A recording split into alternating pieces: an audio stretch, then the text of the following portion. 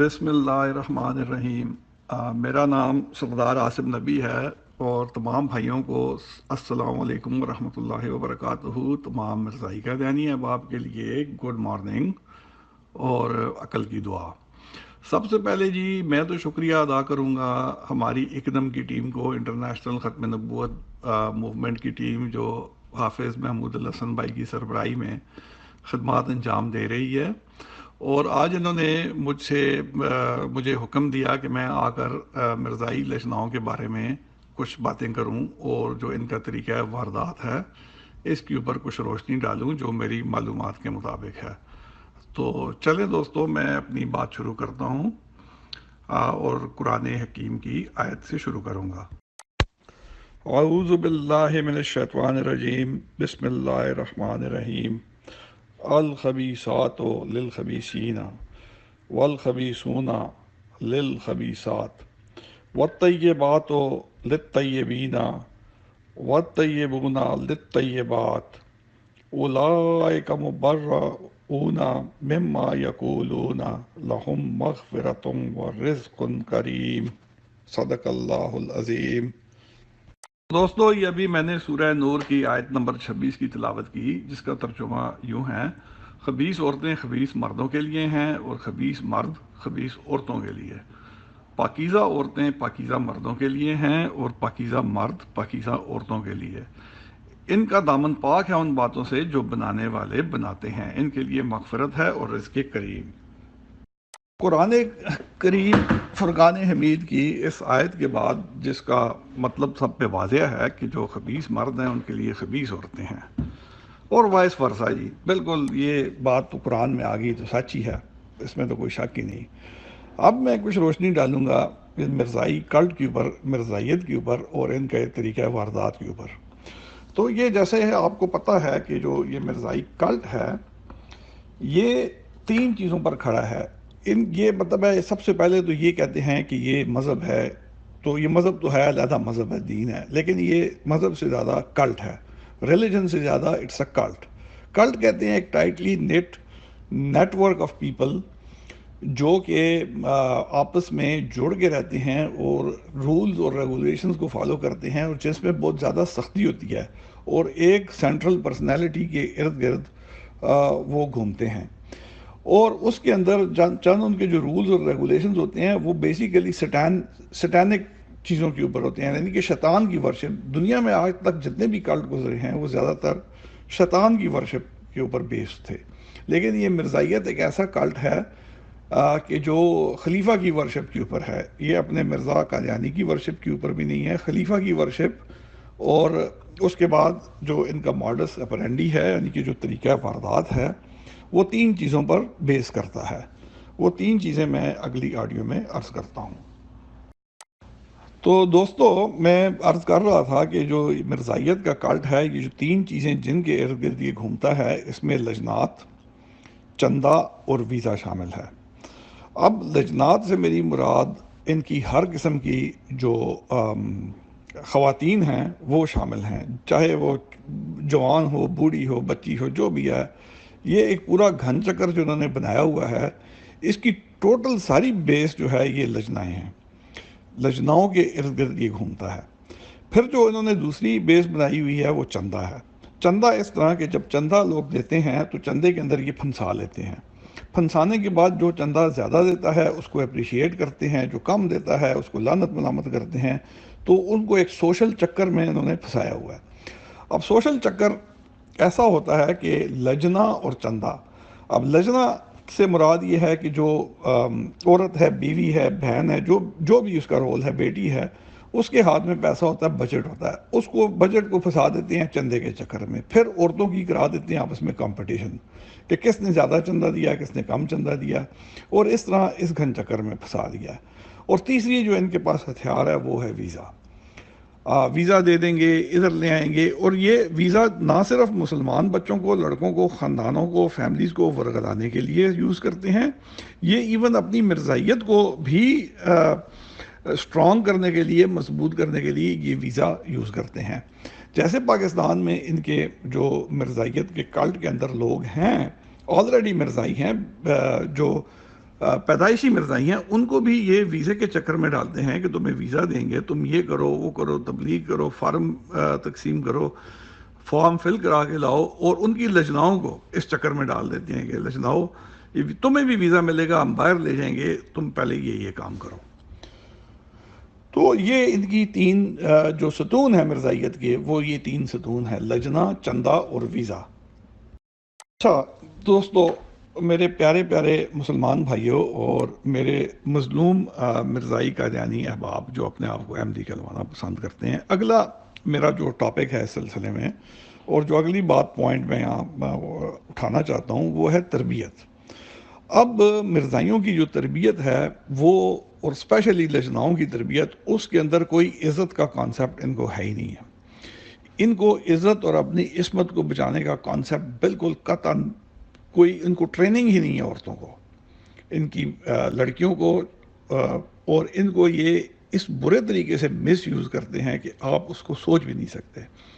ان کی تربیت میں چونکہ عصمت کا کانسیپٹ ہی نہیں ہے کہ لڑکی ہے اس نے اپنی عزت کی حفاظت کرنی ہے، تو یہ ان کی جو لڑکیاں ہیں ہر جگہ منہ مارتی ہیں، ہر جگہ منہ مارتی ہیں، اسپیشلی ان باہر کے ملکوں میں اور ایون پاکستان میں۔ ان کی بہت جو کریکٹر کی حالت ہے وہ بہت ہی بری اور خوفناک حد تک خراب ہے۔ اچھا، ان کو بچپن سے، جیسے ہی یہ جوان، بچپن سے یہ تربیت ہی نہیں ہے کہ عزت کی حفاظت کرنی ہے، پھر یہ جوان ہوتی ہیں تو ان کو انکریج کیا جاتا ہے کہ تم لوگ مسلمان لڑکوں کو پھنساؤ اور ان کو خراب کرو اور تبلیغ کرو۔ ان کو کہتے ہیں کہ تم تبلیغ کرو، اور ہوتا ہی ہے کہ مسلمان لڑکوں کو خراب کرو، ان کو مسلمان کرو، ان کو مرزائی کرو۔ اچھا، اب چونکہ سارا کلٹ ہی عورتوں کے ارد گرد گھوم رہا ہے، تو اس کے اندر ان لجناؤں کی مائیں بھی شامل ہیں، ان لجناؤں کی پھپھیاں بھی شامل ہیں، مطلب ہے اس کے اندر ان کی دادیاں نانیاں سب شامل ہیں، اور یہ اس کلٹ کا ترائے امتیاز ہے کہ یہ سارا کلٹ انہی چکروں میں ہمیشہ سے پھلتا پھولتا رہا ہے۔ جیسے مثال کے طور پر میں آپ کو بتاتا ہوں کہ یہ خلیفہ تھامس، جو ان کے خلیفہ مسرور صاحب ہیں، وہ ہر وقت لجناؤں کے جھرمٹ میں ہوتے ہیں، جس بات کو میں کئی دفعہ اپنی دیگر گفتگو میں، ڈسکشنز میں اٹھا چکا ہوں۔ تو یہ میں نے ابھی اگلی آڈیو میں عرض کرتا ہوں۔ آخر کچھ نہ کچھ تو مذاق کی بات بھی ہونی چاہیے۔ اچھا، اور تم نے سوال کیا کرنا ہے ڈاکٹر نے؟ اونچی یہ آن کرو نا، ان کو آن ہے، ٹھیک ہے ٹھیک ہے۔ السلام علیکم۔ ہاں حضور، میرا نام کشور ملک ہے اور میں بھی میڈیسن اسٹڈی کر رہی ہوں۔ میرا آپ سے یوٹرس کے بارے میں ایک سوال ہے۔ میرا آپ سے یوٹرس کے بارے میں ایک سوال۔ پیپر اس نے پیش کیا، سوال مجھ سے کر رہی ہو؟ یوٹرس کے؟ جی ہاں، وہ کچھ لیڈیز ایسی ہوتی ہیں کہ ان کا پیدائشی طور پہ یوٹرس نہیں ہوتا، کچھ ایسی ہوتی ہیں کہ ان کا ٹھیک کام نہیں کرتا، یا وہ سے بڑا شرنک ہو جاتا ہے، جی، یا وہ کینسر کی وجہ سے نکال لیا جاتا ہے۔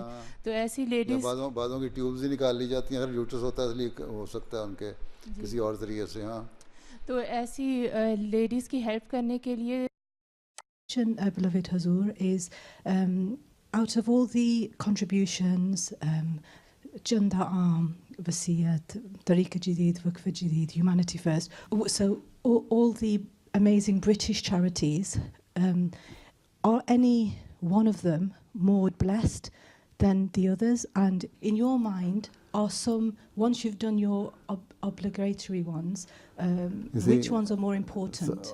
Obligatory one is important because that is your commitment. See, you have committed that being a member of the Ahmadiyya community,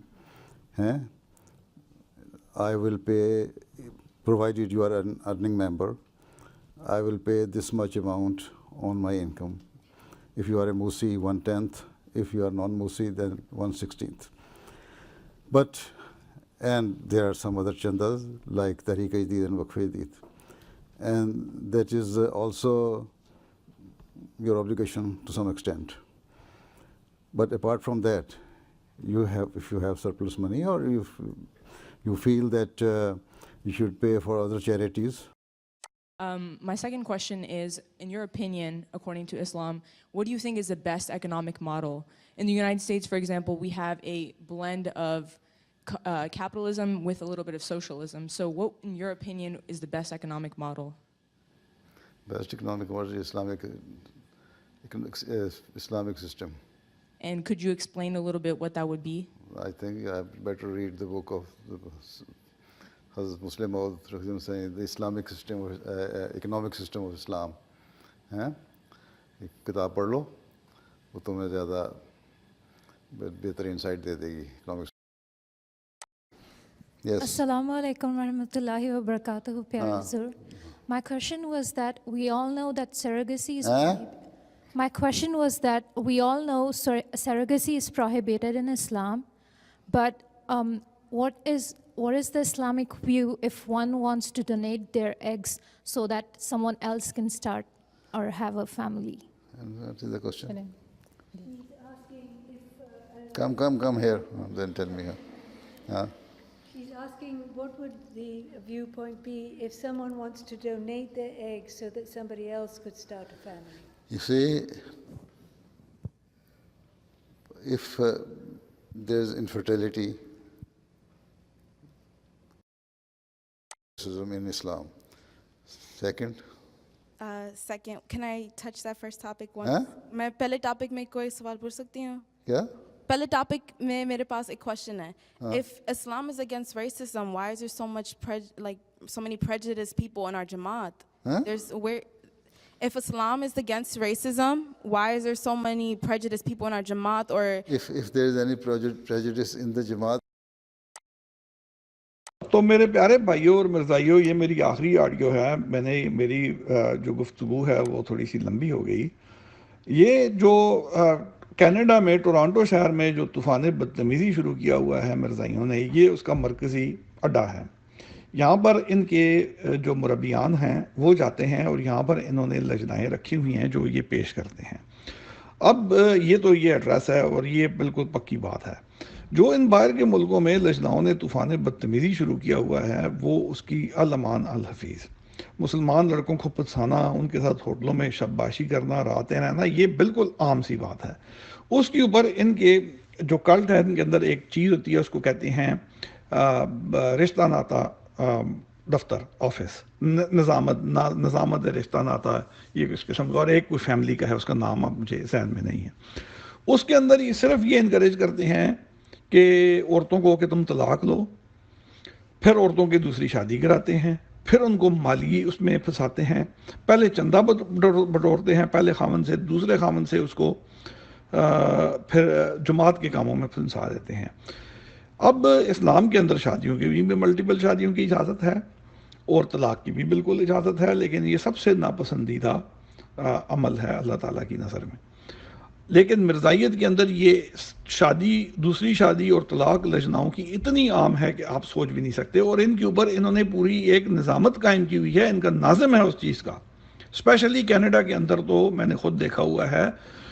اور یہ ایک اور چکر یہ کرتے ہیں کہ یہ لجناؤں کو 2 شادیاں باہر کے ملکوں میں الاؤڈ نہیں ہیں. ایک لجنا کو یہ اپنی شادی کے طور پر جو ان کی باقاعدہ بیوی ہوتی ہے وہ رکھتے ہیں, ایک اور لجنا سے شادی کرتے ہیں جو ان کی گرل فرینڈ ہوتی ہے, اور اس کے نام کے اوپر سوشل ویلفیئر, ایک کے اوپر سوشل ویلفیئر لے رہے ہوتے ہیں اور دوسری کے ساتھ یہ ویسے ہی رہ رہے ہوتے ہیں. تو یہ ان کا حال ہے. اور آخر میں ایک چھوٹی سی مختصر ایک اور آڈیو آخر میں عرض کروں گا. گزارش ہے تمام مسلمان لوگوں سے, بھائیوں سے, بچوں سے, نوجوانوں سے, اور ایون جو بڑی عمر کے مرد ہیں ان سے کہ ان لجناؤں سے آپ بچ کر رہیں, اور یہ بہت خطرناک قسم کا کلٹ ہے.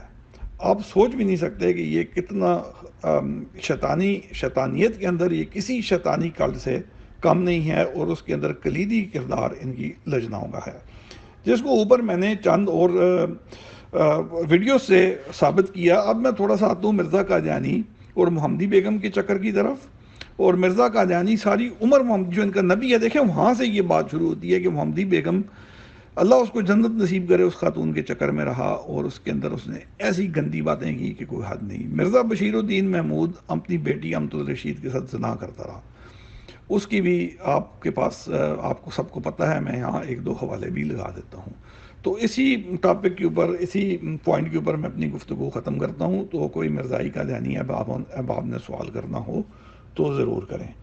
شکریہ جی، اور بہت بہت شکریہ ختم نبوت انٹرنیشنل موومنٹ کا، جنہوں نے مجھے موقع دیا کہ میں یہاں پر اپنی بات کروں. حافظ محمود الحسن کی پوری ٹیم، جس میں علامہ شریف سعیدی، عمر تسلیم بھائی، احمد رضا رضوی بھائی، جواد گل بھائی، پروفیسر عاشق علی بھائی، عدنان حمید بھائی، اسامہ بھائی، عمر بٹ بھائی، عبدالباسط تبانی بھائی کے کاوشوں اور کوششوں کا میں اسپیشلی ذکر کروں گا، اور اس کے ساتھ اجازت چاہوں گا. اللہ حافظ.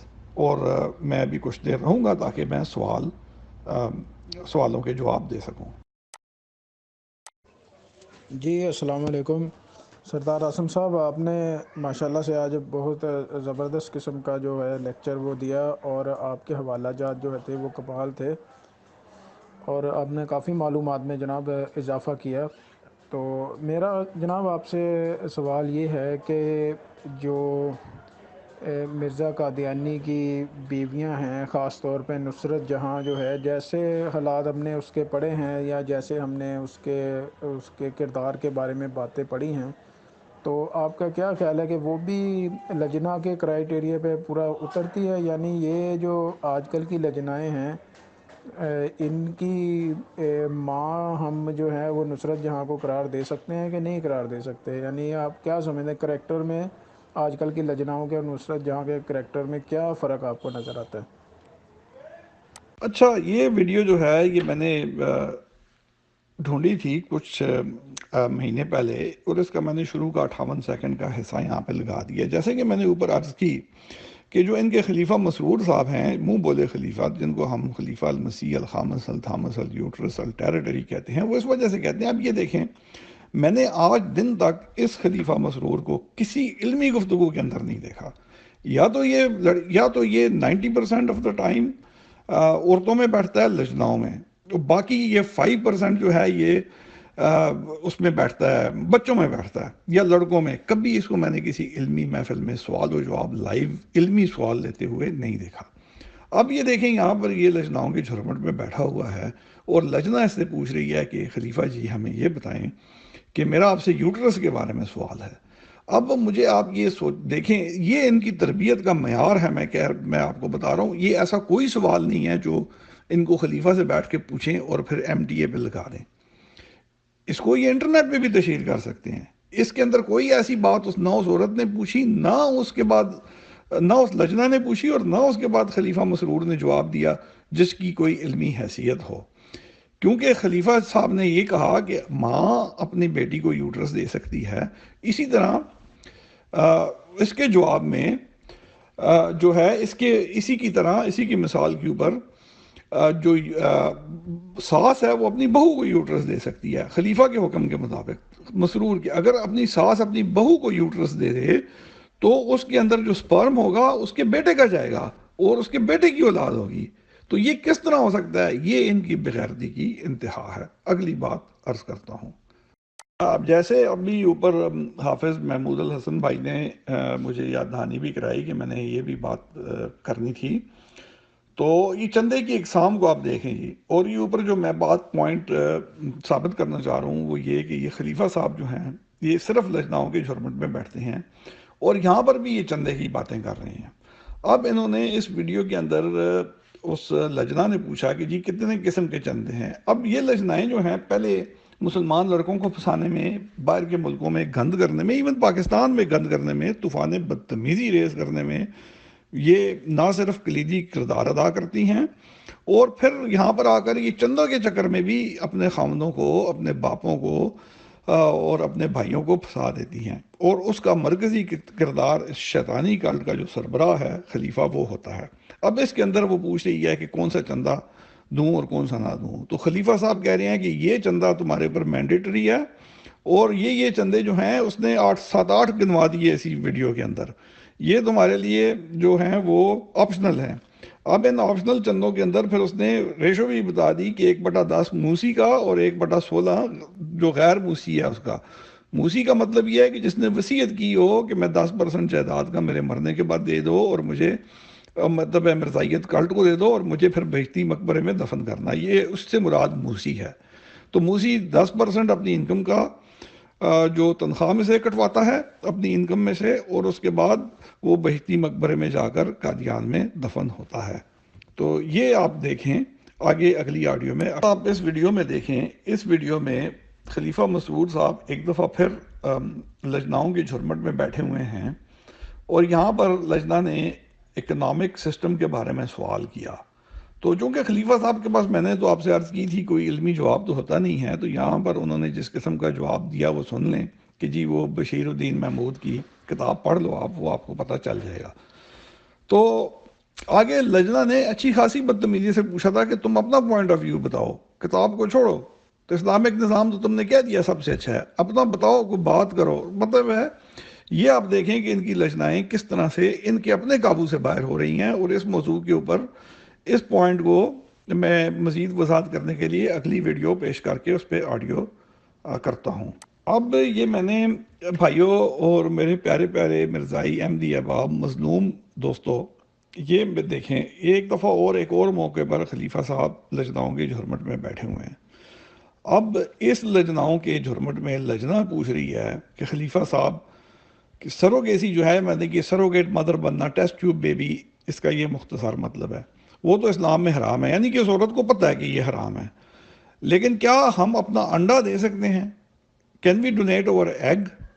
اب مجھے یہ ذرا بتائیں کہ یہ اس سوال کا مقصد کیا ہے، اور اس کے اوپر جو پھر خلیفہ صاحب نے ڈرامہ کیا ہے اس کی بدتمیزی بھی آپ دیکھ لیں۔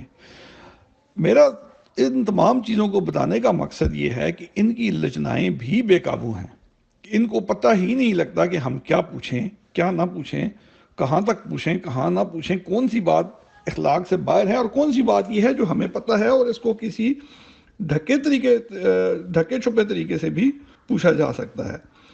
یہ کانسیپٹ ہی نہیں ہے، اور اس کانسیپٹ نہ ہونے کی وجہ سے ان کی لجناؤں نے ان کو خود اب ایک زبردست قسم کے طوفان بدتمیزی میں جو ہے وہ ڈبو دیا۔ آگے اگلی آڈیو میں، اب میرے پیارے بھائیوں اور میرے مظلوم مرزائیوں، یہ آخری ویڈیو ہے، میرے پاس مواد تو اور بھی بہت ہے، لیکن میں ویڈیوز پر ویڈیوز لگا کر اور آڈیوز کر کے لوگوں کو بور نہیں کرنا چاہتا، لیکن یہ چلیں میں 26 سیکنڈ کی یہ آخری ویڈیو آپ دیکھیں، اور اس میں دیکھیں کہ لجنہ پوچھ رہی ہے، اب میں ان لجناؤں کے بے قابو ہونے کی آپ کو بتا رہا ہوں کہ وہ پوچھ رہی ہے کہ اگر اسلام میں جو ہے وہ ریسزم منع ہے تو ہماری جماعت میں اتنے پریجوڈس پیپل کیوں ہیں؟ اب خلیفہ صاحب چونکہ ہو چکے ہیں ڈورے، اب وہ ڈورے مطلب بہرے ہو چکے ہیں، ان کو نہیں سمجھ آئی، یا ان کے انٹلیکٹ ہی اتنا نہیں ہے، یعنی کہ ان میں اتنا علمی ممدہ ہی نہیں ہے کہ وہ اس قسم کی بات سمجھ سکیں، تو اس نے تو بدتمیزی سے تو کی بہت زیادہ۔ آگے آپ لجنہ کا طور طریقہ دیکھیں کہ اس نے اپنے خلیفہ، جس کی یہ عبادت تک کرتے ہیں، ورشپ کرتے ہیں اس کو، کیونکہ ان کا سارا کلٹ خلافت ہے اور لجناؤں پہ قائم ہے، اور وہ خلافت کے چکر میں پھنسا ہوا ہے۔ تو آگے اس لجنہ نے کتنی بدتمیزی سے اس کے ساتھ جو ہے وہ اس کو جواب دیا کہ بھئی خلیفہ صاحب یہ بتاؤ کہ اگر ریسزم جو ہے وہ اسلام میں منع ہے تو ہمارے لوگ، جماعت کے لوگ اتنے پریجوڈس کیوں ہیں؟ تو یہ میں نے چند ویڈیو سے یہ پوائنٹ بتانا تھا کہ ان کی لجنائیں خود ان کے قابو سے اب باہر ہیں، اور انہوں نے جو اپنے لیے طوفان بدتمیزی کا سمندر شروع کیا تھا وہ ان کے اپنے قابو سے بھی باہر ہے۔